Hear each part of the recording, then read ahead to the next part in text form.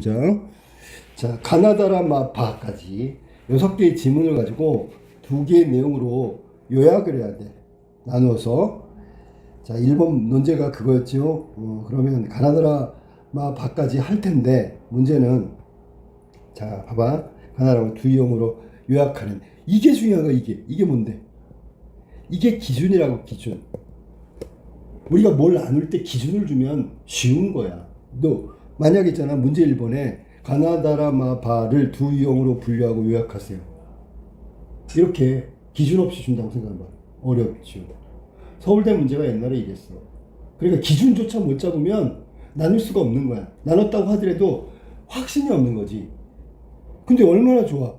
주체의 정체성에 대한 인식이라는 정확하게 둘로 나누는 기준을 줬단 말이야. 주체의 정체성에 대한 인식. 주체가 뭐야? 어떤 행위건 판단이건 생각이건 자기가 스스로 한다면 그게 주체가 되겠지. 주체의 정체성이 있다면 뭐라 그래? 그건 올바른 판단으로 이어질 가능성이 커. 왜냐하면 확고한 어떤 신념이나 기준이나 판단 근거가 있기 때문에. 그러니까 여기서는 가나다라 마바가 주체의 정체성에 대한 인식의 기준으로 본다면 두 가지 내용으로 분류할 수 있다고. 자, 가부터 볼게. 일단 첫 번째 가를 읽으면 뭔지는 몰라요. 왜냐면 적어도 나누려면 두 가지는 나눠야 될 거야. 두 개는 있어야지. 아, 얘네 둘이 이런 걸로 주체의 정체성에 대한 인식이 요런 점이 같구나. 요런 점이 다르구나. 이렇게 잡는 거야. 가부터 한번 봐봐. 자, 여기 글이 사진도 하나 났네. 장승은 펜. 나무나 돌에 사람의 얼굴의 모양을 새겨 마을 입구나 길가에 세운 조각상이다. 장승은 조각상이죠. 그런데 나무나 돌, 재료가 이거고요. 사람의 얼굴을 새겼대. 그러니까 우리가 문장을 나누어서 이해하면 그 문장의 의미를 금방 이해할 수 있다고. 그러니까 그게 안 되면 읽어도 머리 안 들어오는 거야. 그럼 첫 번째 문장에서는 정말 다 빼버리면 장승은 조각상이죠. 그 세부적 내용을 우리가 기억을 해줘야지. 사람 얼굴 새겼는데 재료는 나무나 돌이래. 됐죠? 그리고 넘어가는 거야. 보통 위쪽에는 사람의 형태의 얼굴을 그리거나 조각하고, 위쪽. 그 다음에 아래쪽은 천하대장군, 지하여장군이라는 글씨를 새긴다. 여러분 사진 줬으니까 볼까? 맞네. 이게 나눌 수 있잖아. 이 아래가 문구 같은 게 있고요. 위에는 사람 얼굴이 조각되어 있네. 그치? 저 일반적인 거니까 보통이라는 얘기 있었어. 장승은 마을의 경계를 나타내거나 길을 안내하는 역할과 함께 잡기로부터 질병으로부터 마을을 보호해주는 수호신 기능을 했다. 지금 읽은 건 기능에 대한 얘기지. 몇 가지, 한 3가지 정도. 마을의 경계, 두 번째, 길을 안내하는 역할, 함께 잡기와 질병으로부터 마을을 수호해준대. 그러면 잡기하고 질병으로부터 마을을 수호해주는 기능을 했구나. 자, 그럼 여기서 뭐 우리가 생각해봐요. 이 글 가는 뭘까요? 그랬더니 장승이 뭔지를 밝혔어. 그리고 장승이라는 것은 구체적으로 어떻게 됐는지 묘사해주고, 그 다음에 기능이 뭔지 3가지를 나누어서 설명했어. 머릿속에다 기억해야 되는 거야, 이런 거. 그 다음에 봐봐. 이에 마을 사람들은 장승을 신앙의 대상으로 여기면서 신성시까지 했어. 또 받들어 들어. 신성시는 신은 아니지만, 신앙은 아니지만 그 정도로 추앙했단 말이야. 마을 주민들은 정기적으로 마을 굿을 거행하고, 이거 추앙, 장승이 새롭게 깎아 세워 전염병을 막고 잡기를 물리치는 기원을 하는 한편 주민 전체가 결속을 다졌다. 장승제는, 자, 이거 봐라. 얘가 신성시했다고 했는데 신앙처럼 이건 장승제니까 축제 같은 거랑 비슷한 거잖아. 그지? 그래서 농사를 지으며 한 곳에 오랫동안 정착하여 살아왔던 농경사회의 각 마을에서 단일 정체성을 형성하는데 핵심적인 역할을 담당했다. 그럼 결국 이거 말하려고 여기서 앞에서 장황하게 얘기한 거야. 단일 정체성. 아니? 그럼 결국은 여기서는 장승이라는 건 뭐라고? 단일 정체성을 형성한다. 그런 핵심적인 역할을 담당했다라고 얘기할 수 있겠지. 그치? 이게 핵심이야. 끝이야. 뭐라고? 단일 그렇지. 이거잖아. 장승이 뭐냐, 모양이 어떠냐 이런 게 중요한 게 아니고 정체성과 관련돼서는 그 마을 사람들이 다 함께 모여서 결속했다 그랬잖아. 그럼 장승 때문에 마을 사람이 단일 공동체가 되고 단일 정체성을 갖게 됐단 말이야. 자, 가의 내용은 이거죠. 나로 한번 가볼게. 멀티 페르소나. 잘 모르겠는데요. 이거 써주잖아. 페르소나. 가면이래, 가면. 가면은 뭐죠? 얼굴 가리는 거잖아. 그럼 본래 얼굴이 있는데 본질, 본성 이거를 덮고 있는 거잖아. 그러니까 우리는 가면을 보고 본질을 파악할 수 없을 수도 있어. 그러니까 이건 장식이며 동시에 차단이잖아. 자, 가면. 심리학 철학에서 이성 의지를 지닌 채 자유로이 책임지며 행동하는 주체래. 근데 여기서는 심리학에서는 굉장히 긍정적으로 평가했단 말이야. 알았니? 네. 철학에서는 이성과 의지를 지닌 채, 이거 이성과 의지는 되게 좋은 거잖아, 그지? 자유로이 책임을 진대. 책임까지 지고요, 행동하고요, 그런 주체를 말한대. 자, 페르소나, 멀티 페르소나는 다른 사람으로 변신하고 다양한 정체성을 만들어내는 다중적 자아상을 의미한다. 벌써 나왔잖아. 뭐가? 다양한 정체성. 그러면 가하고 나는 반대 글이라고 생각해야 되겠지. 왜? 한쪽은 단일 정체성의 형성이고 여기는 다양한 정체성을 만들어내는 데잖아. 정체성이 하나가 아니라 여러 개잖아. 얘는 멀티 페르소나는. 그러면 가하고 나는 반대의 내용이야. 그러니까 가나가 동시에 묶일 수는 없어. 이해됐지? 네. 그러면서 가 밑에 뭘 넣을 건지 밑에 제시를 해서 하나씩 갖다 집어넣으면 된다고. 남는 건 나 쪽에다 집어넣으면 되고. 자, 그럼 봐봐. 멀티 페르소나는 이렇게 다양한 정체성을 만들고 다중적 자아상을 의미한대. 이러한 다중적 자아상은 그걸 지닌 개인은 아까는 마을 사람들의 밑줄이 쳐 있었잖아. 이게 마을 사람들의 밑줄 쳐 있는 게 이게 마을 사람들이 단일이라는 의미로 묶이는 거잖아. 그지? 네. 그럼 여기서는 개인은 각각 멀티니까 자신의 정체성을 장소와 역할에 맞게 다양하게 변화시킬 수 있다. 주체의 정체성의 인식. 그러면 생각해봐. 나는 멀티플이야. 어떤 사람은 나는 개인이지만 단일 정체성에 묶여. 이거밖에 없어. 그러면 이게 두 개가 주체성에 대한 인식으로 차이가 나는 거죠. 한마디로 얘기하면 난 다중인격자야. 그러면 나하고 나는 성격 캐릭터가 딱 고정돼 있어. 그러면 가가 되는 거죠. 자, 그 다음 봐봐. 한 예로 요즘 직장인을 살펴보면 하나 이상의 다양한 직업 정체성을 갖고 있다. 직업적인 부분에 따지면 여러 가지 일을 하면 직업 정체성은 다양하다라고 얘기할 수 있는 거지. 그치? 그래서 엔잡너라 했으니까 두 개도 낼 수 있고 세 개도 낼 수 있고. 또한 개인의 다양한 정체성이 취미나 여가활동으로 연결되면 덕질이니 취향 기반의 여러 활동으로 이어지는 취미 부자니 이런 식으로 다양한 정체성을 가진 사람 혹은 다양한 직업을 가진 사람에 대한 호칭이 새롭게 나왔단 말이야. 자, 실제로 SNS 활동을 하는 관련하여 Z세대의 경우 평균 2개 이상의 계정을 운영하고 각각의 계정별로 상이한 자신의 라이프스타일과 정체성을 표출하는 것으로 조사됐대. 그러면 여기 지금 나의 내용은 위에서 말한 대로 다양한 정체성이라는 게 핵심 키워드잖아. 그지? 다중 정체성이라고 해도 되고 자신의 정체성을 장소와 역할에 맞게 다양하게 변화시키고 다중적인 자아상을 갖고 있는 게 혹은 다양한 정체성을 갖고 있는 MZ세대도 있다라고 얘기한 거야. 뭐 MZ건 젊은 직건 뭐 상관없고 여기서 중요한 게 단일 정체성이냐 다중 정체성이냐 이 구분으로 나눈 거야. 자, 그 다음에 우즈베키스탄 출신의 귀한 한국인 구모모 씨는 직근처 사원을 찾다가 카운터 직원에게 문전박대를 당했다. 쫓겨났단 말이야. 구 씨는 카운터 직원으로부터 외국인은 출입이 안 됩니다 라는 이유로 제지당하죠. 저는 한국 국적을 취득한 한국인입니다. 그러나 한국인은 단일 민족이라는 잠깐만 이게 뭐야? 아, 다구나. 어쩐지 깜짝 놀랐어. 이 다를 못 봤어 내가. 이어지는 줄 알고. 다 나왔죠 지금? 응? 네. 다는 뭔데? 지금 이 구씨가 주장하는 게 단일 정체성이란 말이야. 나 국적을 취득했으니까 나도 대한민국 국민하고 똑같아. 그 하나에 포함된다. 아까 마을 사람들 공동체처럼 지금 주장하고 있는 게 그거야. 한국 국적을 취득했으니까 난 한국인입니다.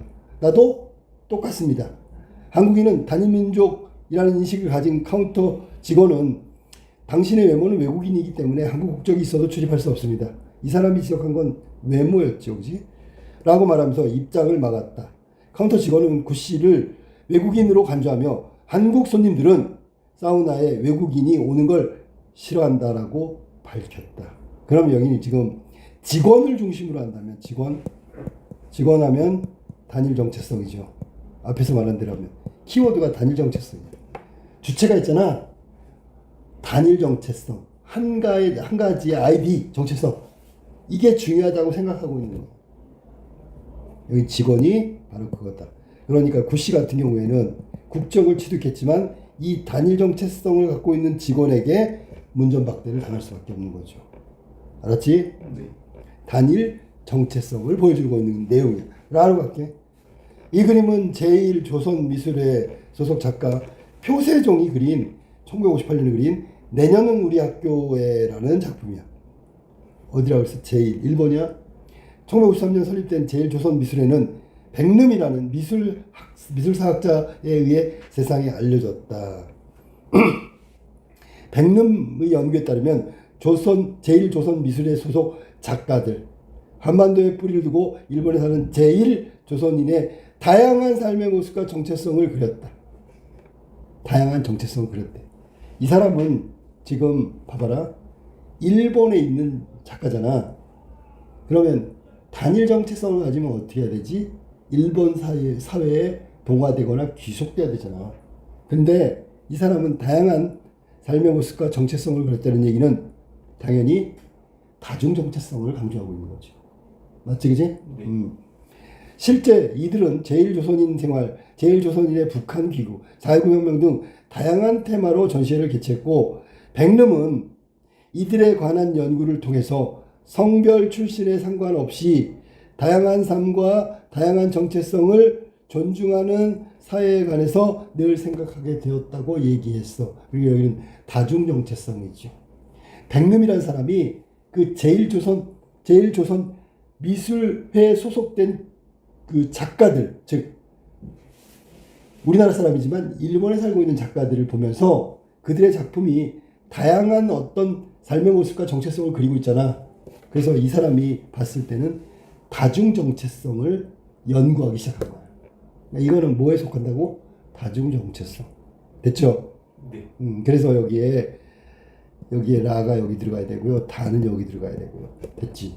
이렇게 나누는 거야. 별거 아니야. 단일이냐, 다중이냐, 혹은 단일이냐, 다양한 정체성이냐. 이걸 나누면 되는 거야. 자, 그 다음에 마루 갈게. 우리나라는 자, 한번 봅시다. 우리나라 1990년대부터 결혼 이민자, 외국인 노동자, 유학생들이 증가하면서 다문화 사회로 진입했어. 그럼 일단 뭐 여러 계층이나 여러 부류가 있다는 얘기지. 우리나라 초기에는 우리 사회에 대한 외국 출신의 이주자에 대해서 적응을 중시하는 다문화 정책을 시행했어. 결혼 이민자나 외국인 노동자에 대한 한국어 교육, 그 다음에 우리 민족의 전통문화 전수 등이 대표적인 사례고요. 이러한 초기의 다문화 정책은 동화주의에 가까워. 그러니까 외국인들이 우리를 거를 배워서 우리처럼 바뀌기를 하는 그런 의미의 동화 정책에 가까워 소수 집단 문화를 한민족의 주류 문화로 일방적으로 동화시키는 비판을 받기도 했어. 최근 우리나라는 문화 다원주의적 인식을 강조하는데 뭐 다양성이지 뭐. 다중 정체성은 뭐야? 뭐 각자의 어떤 정체성을 인정하는 거란 말이야. 과거의 동화 정책은 너네들이 이민을 왔으니까 주류 사회의 문화와 주류 사회의 스타일을 니네가 배워야 된다. 편입이 돼야 된다. 이런 의미였거든. 근데 다중 정체성은 각자의 문화를 존중하는 거야. 다문화 정책을 바꿔 나가고 있다. 문화의 다양성을 보호하기 위한 법을 제정하고 있다. 그러니까 다중 정체성이지. 이 글은 다양한 집단의 문화가 우리나라 내에서 공존할 수 있도록 보장하는 여러 정책이 시행되고 있고, 특히 2013년에 다문화 가족 지원법을 제정하여 한국 교육뿐만 아니라 결혼 이민자 등 그다음에 그 결혼 이민자들이 혹은 아니면 그런 사람들이 부모 또는 엄마의 모국어 교육을 지원하고 있다. 그러니까 옛날에는 한국어만 배워 막 이랬는데 지금은 그러면 너는 베트남 사람이니까 너 자식이 베트남도 배워 이렇게 돼버린 거지. 그러면 우리말도 중요하지만 엄마의 나라 말도 중요한 거지. 이게 다중 정체성을 인정한다는 뜻이잖아. 자, 이러한 문화다원주의는 각 집단의 다양한 정체성을 존중하고 다문화 사회의 갈등을 방지하고 공존을 모색할 수 있게 했다. 다양한 문화의 공존은 사회 구성들에게 풍부한 문화적 경험을 기회를 제공하고 새로운 문화 창조의 원동력이 됐어. 그러니까 다중 정체성을 인정하면 좋은 점이 역시 이렇게 많단 말이야. 뭐냐면 사회적 갈등 해소, 방지, 공존이 같은 말이고, 두 번째 다양한 문화가 공존하니까 문화 자체가 풍부해. 아니? 옛날에는 한국 우리 문화만을 강요했는데 이제는 베트남 문화도 같이 배워라, 같이 해라. 베트남은 몇 월 며칠 날 무슨 풍습이 있대, 그것도 해. 이렇게 되는 거라고. 그 다음에 새로운 문화 창조의 원동력, 거기서 또 퓨전이라는 그런 문화가 나올 수 있단 말이야. 또 다문화 사회를 구성하는 각 집단과 모국 사이에 네트워크가 형성돼 경제문화 교류가 활성화된다. 이게 네 번째. 그럼 국가 경제력은 높아지겠죠. 그래서 지금 나온 마 제시문은 아까 얘기한 대로 주체 정체성을 다중 정체성으로 보고 있는 거야, 관점이. 그러면 지금 위에서 앞에서 하는 대로 한다면 다중 정체성이니까 마가 여기 나와야 되겠지, 그지? 그럼 여기 바는 여기 들어가야 되겠죠. 됐죠? 그럼 바가 정말로 단일 정체성, 정체성의 인식이 단일인지 한번 볼까?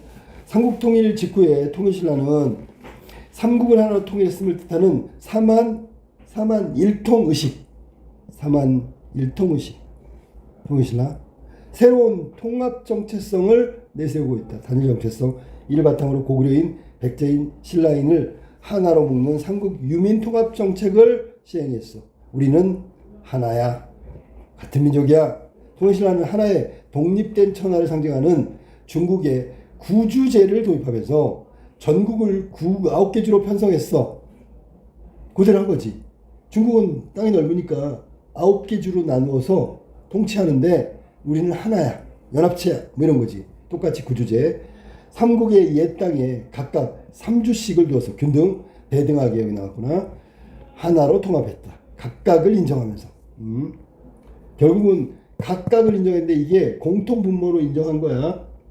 균등하게도 인정하지만 결국은 하나를 묶기 위한 과정이란 말이야. 이를 통해 통일신라는 옛 삼국에 통합한 통일국가로서 단일 국가 정책을 확립하고 장기적으로 국가발전 전략을 바탕으로 삼국 유민의 갈등을 극복하고 늘어난 영역과 백성들을 효율적으로 다스리는 경제적 번영을 이룰 수가 있었다. 두 번째, 세 번째. 또 통일신라는 한반도 전체를 지배하던 당의 동방정책을 무산시키고 주변 국가 외교 교섭을 활발하게 전개해 국제적 위상도 높이게 되었다. 또 하나, 종전의 삼국문화 융합하여 새로운 석타 방식을 창출하는 등 문화적으로도 크게 융성했다. 그래서 여기 지금 1, 2, 3, 4 이렇게 통합정책을 통해서 얻게 된 결과란 말이야. 됐죠? 자, 그럼 우리가 이 그림 나왔는데 별거 아니었다는 거. 자, 우리 1번 문제에 가나다란 바. 이 글을 분류하는 거야. 분류하는데 이미 나왔죠. 자, 봅시다. 가하고, 다하고, 바하고, 한 묶음이야. 키워드는 뭐라고? 단일 정체성. 내가 지금 정리하는 이유는 뭐냐면 1번 답을 이렇게 써야 되거든. 그러면 두 번째, 나하고, 라하고, 마는 다중 정체성 혹은 아까 나온 대로 하면 다양한 정체성의 인정이야. 다양성이라고 하면 다양한 정체성. 이렇게 둘로 나눴죠. 나눴지, 그지? 기준은 주체가 정체성을 어떻게 인식한다고? 한쪽은 단일하다고, 통합, 한쪽은 다양하다고, 다중. 이렇게 둘로 나누는 거야. 야, 글로 이거를 표현해 볼까? 자, 글로 표현하면 뭐냐면 기준을 밝혀야 되겠지. 뭐 주체의 정체성에 대한 인식이라는 기준으로 본다면 그걸 이렇게 정리되는 거야. 주체의 정체성에 대한 인식을 기준으로 본다면 재심은 가, 다, 바는 단일 정체성, 나라, 마는 다중 혹은 다양한 정체성에 해당한다. 혹은 그렇게 기준으로 나눌 수가 있다. 첫 번째 문장이 바로 이거였어. 됐죠? 네. 그러면 자 선생님 봐봐. 이 글은 있잖아. 요약하라고 했기 때문에 각각을 요약해 줘야 돼. 됐죠? 어? 그러면 단일 정체성을 기준으로 하면 가, 다, 바라고 얘기했고 일단 분류를 한 거야. 그 다음에 가는 뭐고요? 나, 다는 뭐고요? 바는 뭐고요? 이렇게 나눠야 되죠. 그러면 단일 정체성과 다중 정체성은 이 글에서 둘의 관계가 어떤 관계지? 반대잖아, 그지? 중간이 없잖아. 단일이냐 다중이냐 밖에 없는 거잖아. 그러면 이 관계는 대립관계라고요. 그 다음에 이 대립관계를 이어주는 건 반면에 대조적으로 대립적 관점으로 이게 중간에 들어가는 거야. 자, 선생님 봐봐. 다시 정리할게. 주체의 정체성의 인식에 따른 기준에 따르면 가다 바는 단일 정체성이고 나라 마는 다중 정체성에 해당한다. 됐죠? 가의 내용은 뭐고요? 다의 내용은 좀 이따 하겠지만 가의 내용은 뭐고 다의 내용은 뭐고 바의 내용은 뭐다. 반면에 대조적으로 대립적 관점에서 본다면 나라만은 다중 정체성이다. 이렇게 요약하는 거야. 이제 분량이 많지 않기 때문에 요약하고 끝나는 거야. 글자가 몇 글자야? 그 1번의 끝에 뭐라고 썼어? 400자. 자, 이것도 선생님 설명해 주지. 400자로 쓰래, 400자. 쓸 것도 없잖아, 400자면. 그죠? 자, 기준 나누는데 한 문장이면 되지 않겠어? 주체의 정체성을 기준으로 나누면 가다, 뭐, 가, 다, 바, 나, 라, 마. 이렇게 두 그룹으로 나눈다. 30자 정도면 충분해. 그리고 나머지는 좀 400자니까 한 370자를 써야 되잖아. 자, 이거 기준 알려줄게. 400자라 그랬잖아, 400자. 이거 뭐야? 400자가 좀 안 돼도 되고요. 좀 넘어도 된다는 얘기야. 그러면 어떻게 잡냐면 보통 일반적으로 10% 잡아 10%. 360자, 440자. 이 정도에 쓰라고. 그러면 분량의 문제는 별로 제기하지 않는다고. 근데 잘 생각해 보니까 잘 봐봐. 400자가 또 기준이네. 그럼 400에 가깝게 써야 되는 거야. 이 폭을 이렇게 잡지 말고요. 5%로 잡아 5%로.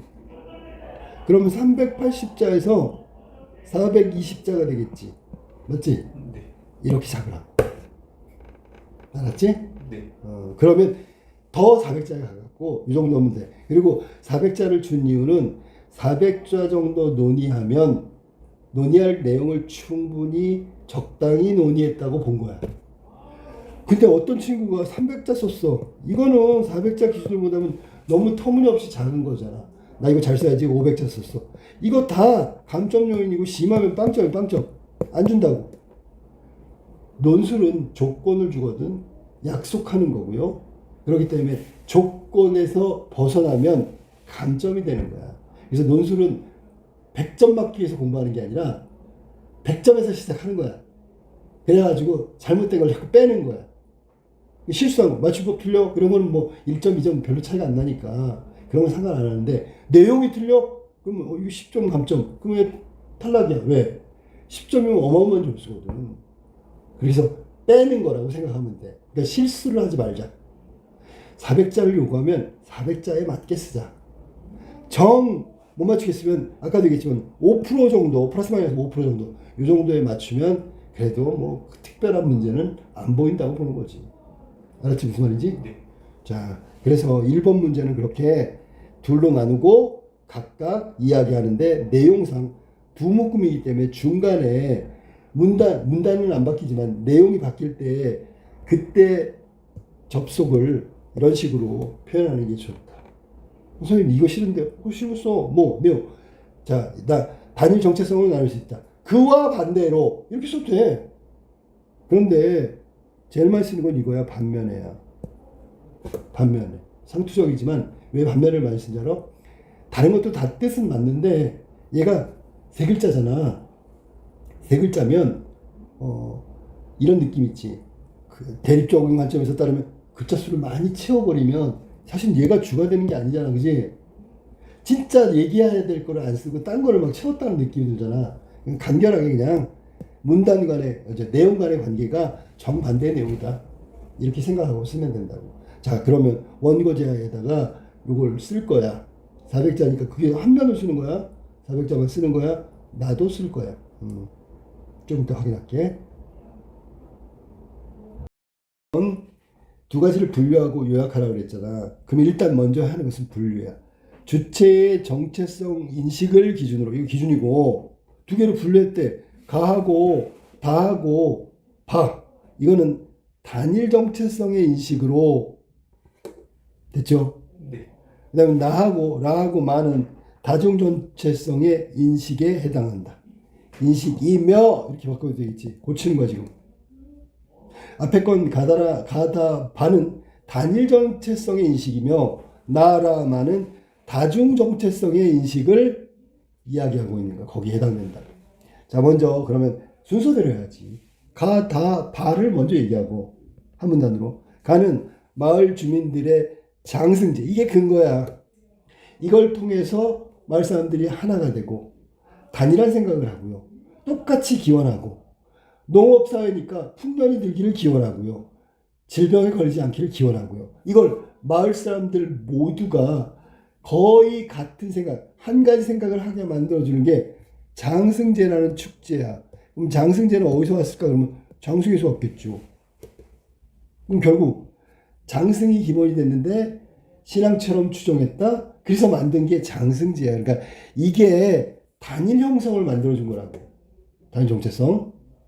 됐지? 네. 다에서는 그 카운터 직원이 말해, 직원이 한국인은 단일 정체성을 가지고 있어. 그걸 바탕으로 외국인을 배제하는, 빼버리는, 내쫓는, 저 바깥으로 내쫓는, 들어오지 못하게 하는 인식을 드러내고 있죠. 그러니까 단일 정체성이 여기에 해당되는 거야. 두 번째, 통일의 주체인 신라는, 통일신라지, 사만 일통의식이라는 통합의 정책을 바탕으로 단일 국가 정체성을 확립하고 있다. 무슨 말인지 알겠지? 네. 여기서는 국가 정체성이 나왔지? 특별히 집어넣은 거야. 원래 단일 정체성인데 굳이 분야를 말하면 국가가 하는 정책이고 국가가 의도를 갖고 한 거란 말이야. 그러니까 의식적인 국가 단일 공동체를 말하는 거야. 좀 다르지, 그지? 그럼 선생님 이거 이렇게 해도 돼요? 어떤 거 그랬더니 마을 단일 공동체. 세부적으로 들어갔어. 단일 공동체는 똑같은데 한쪽은 마을 단일 공동체, 한쪽은 국가 단일 공동체. 이해됐지 무슨 말인지? 자, 이렇게 해가지고 세 가지가 하나로 묶었어요. 반면에 앞에 거하고 다르게 반면에 이와 대조적으로 이와 대립되는 내용으로 세 가지를 묶었는데 그게 바로 나, 라, 마야. 나부터 볼까? 개인을 나에서는 개인을 자신의 정체성을 장소와 역할에 맞게 다양하게 변화시키는 다중 정체성으로 인식하고 있다. 누구를? 개인을. 각 개개인이 있잖아. 장소나 역할에 따라서 달라지는 거야. 학교 가면 학생, 집에 오면 아들, 저기 시골 가면 손자. 무슨 말인지 알겠지? 그렇게 다중적인 면을 갖고 살아간다 라고 보는 인식이 담겨져 있는 제시문이고, 라에서는 일본에 있는 작가들이 뭐 하냐면 일본에 거주하고 있어. 이것도 일본에 거주하고 있지만 이렇게 쓰는 거 더 좋을 수도 있어. 자신의 뿌리를 포함한 다중 정체성의 그림으로 표현하고 있다. 그림을 그리고 있다. 자, 뿌리를 포함한다는 게 뭐야? 일본에 거주하니까 일본의 정체성. 하지만 본질적으로 한국인. 여러 가지 멀티가 합쳐진 거지요. 그걸 그림으로 표현하고 있다는 걸 얘기한 거야. 결국 다중 정체성을 표현한 거지. 마지막 마의 최근에 있잖아. 이거 빼버려. 이주민과의 다양한 문화의 공존을 추구하는 문화다원주의적 인식을 통해서. 이게 근거란 말이야. 근거. 문화다원주의적 인식이 가져다 준 게 뭐야? 문화통합정책. 즉 여기서는 다중정체성. 이 다중정체성이 바로 이거야. 문화다원주의적 인식을 통해서. 문화는 있잖아. 1등, 2등이 없어. 뭐라고 저급한 문화가 없다고. 그냥 문화는 문화일 뿐이야. 이주민들이 갖고 있는 원래 이주민 문화. 원래 우리 문화는 그냥 순서도 없고 순위도 없고 다 같이 공존의 의미로 각각을 존중하는 여러 개가 모여있는 다중정체성을 강조한 정책으로 바뀌어가고 있단 말이야. 알았지? 그런 정책의 변화를 보여주고 있다. 제시한다, 보여준다, 드러낸다, 나타낸다. 다 같은 말이야. 그래서 지금 400 몇 자야? 이게 20칸이면 400 한 15자 정도 된 것 같아요. 14자, 15자, 14자, 16자. 416. 아까 420이라고 했는데 이 정도를 맞춰도 큰 문제는 없다. 알겠지? 그래서 이렇게 둘로 나누고 각각을 설명하고 앞에 문단과 뒤에 문단의 차이를 이야기하는 거니까 대조적으로 반면에 이런 걸 쓰는 거고 만약에 이 공통점이 달라지는 거야. 아니? 이와 유사하게 그리고 뭐 이런 거야. 더불어 뭐 이런 거야. 그런 우리 그 접속사가 없으니까 우리말에는 부사란 말이야. 부사. 이음말은 부사란 말이야. 부사 활용도 같이 한다. 이게 T3 2023년도 논제 1번 이 정도 쓰면 무난하게 썼다. 근데 이 1번은 편차가 없어. 다른 애들 다 만지하고 거의 유사하다고. 여기서는 뭐 잘 썼냐 못 썼냐를 나누기에는 조금 문제의 난이도가 쉬웠다. 그래서 아마 빨리 쓴 것 같아.